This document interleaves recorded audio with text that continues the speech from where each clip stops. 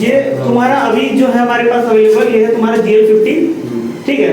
अपन इसमें क्या करते हैं, फ्लेम को टेस्ट करते हैं, पता चलता है कि अगर अंडरग्राउंड में हम लोग जाते हैं तो कितना हमको मिल रहा है, ठीक है।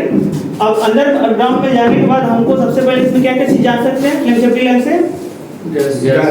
हम लोग जांच करते हैं CH4, ठीक है, प्रेजेंस ऑफ CH4 और डेफिशिएंसी ऑफ ऑक्सीजन। ऑक्सीजन का अगर डेफिशिएंसी होगा तो इसका जो लाइट है वो धीरे धीरे क्या होगा, डिमिनिश होता जाएगा, धीरे धीरे कम होता जाएगा। अगर CH4 बढ़ रहा है तो इसका जो फ्लेम है, फ्लेम देखिएगा धीरे धीरे क्या करेगा, फ्लेम बढ़ते जाएगा। इससे हमको पता चल जाएगा कि अंदर में जो गैस है CH4 वो क्या प्रेजेंस है, कितना मात्रा में प्रेजेंट है। और जब धीरे धीरे बुझना चालू हो जाएगा तुम्हारा तो समझो वहां पर डेफिशिएंसी चालू हो गया, मतलब जो लाइट है धीरे धीरे क्या होगा, कम होते जाएगा। जिससे हमको पता चल जाएगा कि भैया वहां पर जो ऑक्सीजन का मात्रा है धीरे धीरे कम होता जा रहा है, ठीक है। इसको एक बार ऑपरेट कर लेते हैं वापस से, तुमको दिखा देते हैं। सर जब अंडरग्राउंड जाएंगे तब उसका मतलब लाइट कम हो जाएगा। खराब जैसे ही आपको मीथेन मिलेगा और ये मिलना चालू होगा, लाइन सर लाइन चला गया क्या? ऑन नहीं है, स्विच ऑन नहीं है वहाँ।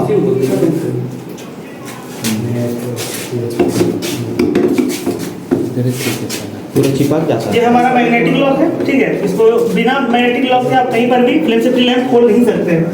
मैग्नेटिक लॉक क्यों जरूरी है बताओ माइंस में? मैग्नेटिक लॉक क्यों जरूरी है माइंस में? मैग्नेटिक लॉक इसलिए जरूरी है कि माइंस में आप कहीं पर भी अनवांटेड तरीके से कोई भी आदमी इसको कहीं पर भी खोल के ना यूज कर, ठीक है। कुछ पार्ट्स है, पार्ट्स का नाम तुम लोग को दिखा देते हैं ताकि क्लियर हो जाए। ये तुम्हारा क्या है? की है। फ्लेम सेफ्टी खोलने के लिए क्या है? की है। ये देखिए आपको ये रिटेनर है तुम्हारा, रिटेनर खोल के एक एक पार्ट हम आपको दिखा दे रहे हैं ताकि हमारे पास समझना। हमारे पास दो अभी रिसेंटली अवेलेबल है, एक है आपका GL50 और एक GL7, ठीक है।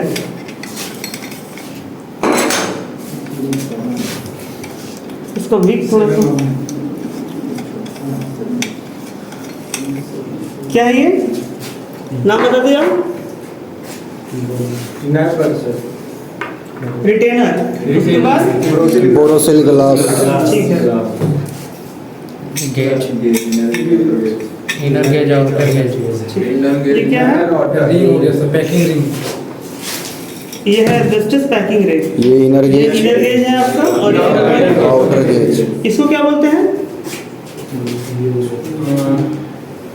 इसका नाम बताओ।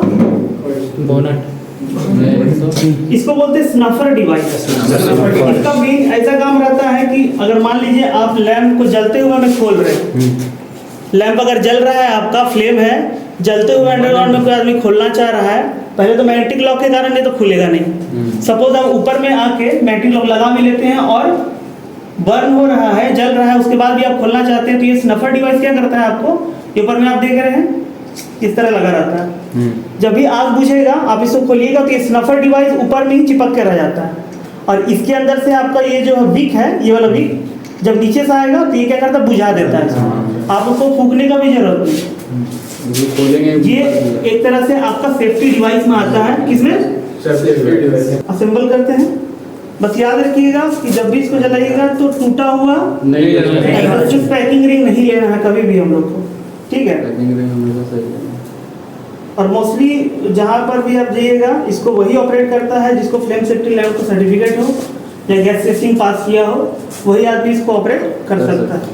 अच्छा टूटा हुआ रहेगा तो क्या होगा? टूटा हुआ रहेगा तो गैस है वो अंदर आने के चांसेस इसका बढ़ जाता है, ठीक है। वो सही नहीं होता है, स्पार्क करेगा आपको मान लीजिए, तो वो थोड़ा सा दिक्कत जाएगा। या फिर मान लीजिए आपका जो ग्लास है, बोरोसिल ग्लास, ये भी अगर आपका क्रैक है, उसको क्रैक वाला यूज कर रहे हैं, दो ही चीज बताता है क्या? डिटेक्शन ऑफ CH4 का डिटेक्शन करेगा और ऑक्सीजन का डिफिशियंसी बताएगा। तो ये पर पूछेगा तो ये बताना है तुम लोगों को, ठीक है। बहुत लोग बोलता है कि खाली गैस का बताता है, गैस का डिफिशियंसी ऑफ ऑक्सीजन बताता है, ठीक है। ये हो गया।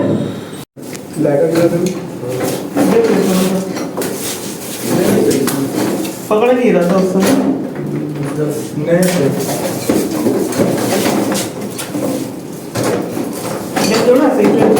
हाँ सर।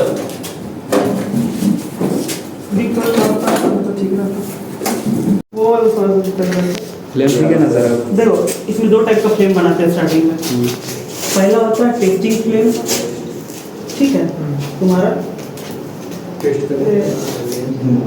निकलेगा थोड़ा सा।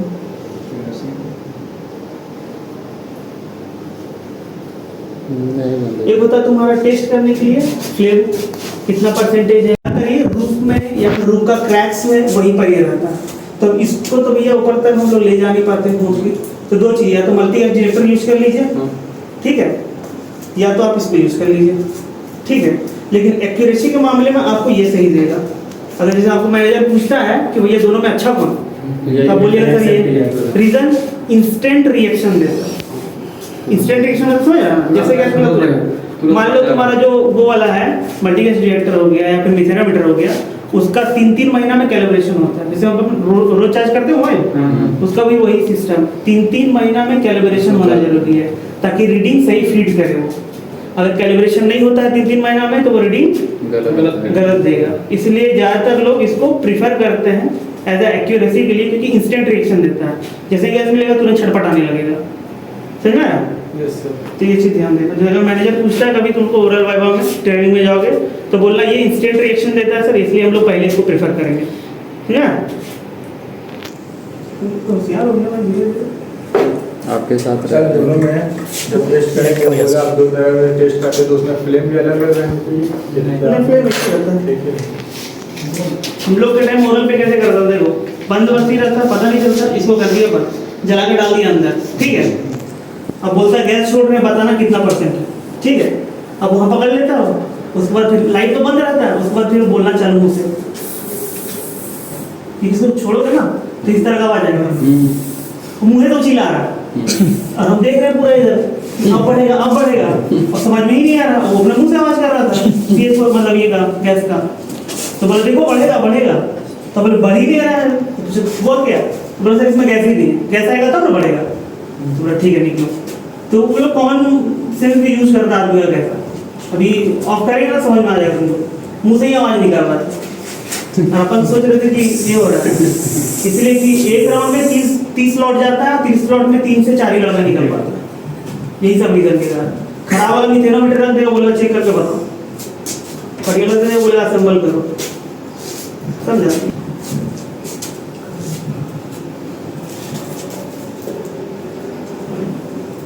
तो ये GL50 है, GL50 में लैंप में इसको डालना बहुत आसान है, लेकिन वो वाला में थोड़ा सा दिक्कत है। ऐसा नहीं कि हड़बड़ा पूरा है, आराम से स्लो, ठीक है, क्योंकि अंदर में तो ऑक्सीजन रहता है नहीं। तो ये वाला तो बहुत ईजी चल गया, माइनस वाला जो रहता है जैसे आप अंदर डाले फ्लेम, देखिए धीरे धीरे पता चलेगा क्योंकि ऑक्सीजन नहीं मिल रहा इसको।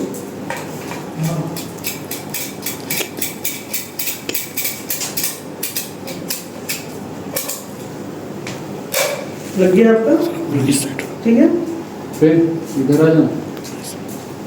ये हो गया पूरा आपका लैंप तैयार, बढ़िया ठीक है। लैंप हो गया आपका तैयार, देख लो बढ़िया से।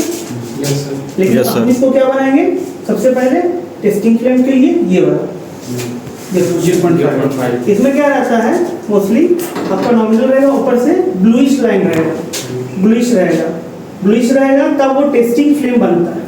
फिर हम जब गैस छोड़ेंगे तो ब्लूइश लाइन धीरे धीरे क्या करेगा, बढ़ेगा। लास्ट में 4.5 में 4 में आने के बाद ये जो ये रहता है फ्लेम तुम्हारा, वो एक्सप्लोड होकर बुझ जाता है, ताकि इससे पता चलता है कि जो तुम्हारा फ्लेम है वो कितना बढ़ गया है, ठीक है। तो इतना भी ऐसा नहीं रखेंगे कि वो बुझ जाए, ठीक है, तो लगा वो बुझ जाएगा।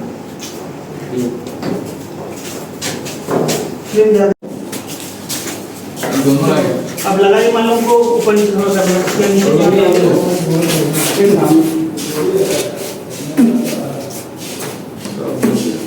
ठीक है।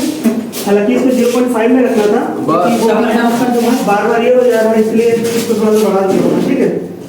ये हम लोग क्या कर रहे हैं, परसेंटेज टेस्ट।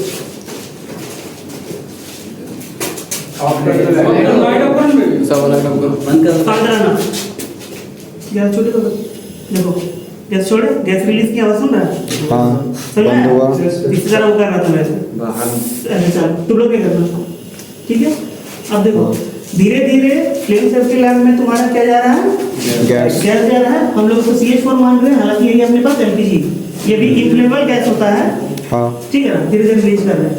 अब जैसे धीरे धीरे गैस बढ़ते जाएगा, इसके में तुमको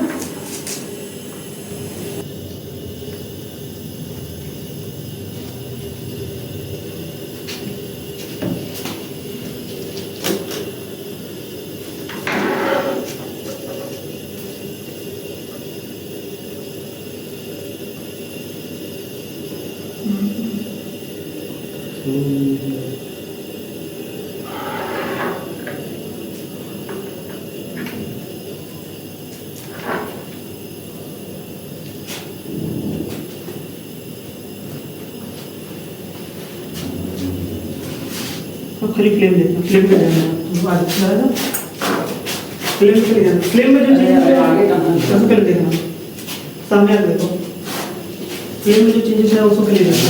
गैस जैसे जैसे बढ़ते जाएगा तुम्हारा फ्लेम भी बढ़ते जाएगा। थोड़ा पीछे रखना कि आप इंक्रीज तो हुआ है। थोड़ा दिक्कत जाएगा, ठीक है।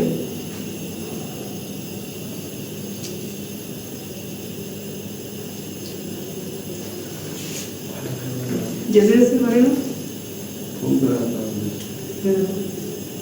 ये CH पर बढ़ रहा है,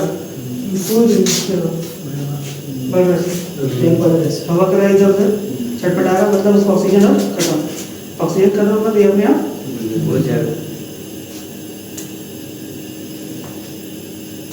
तो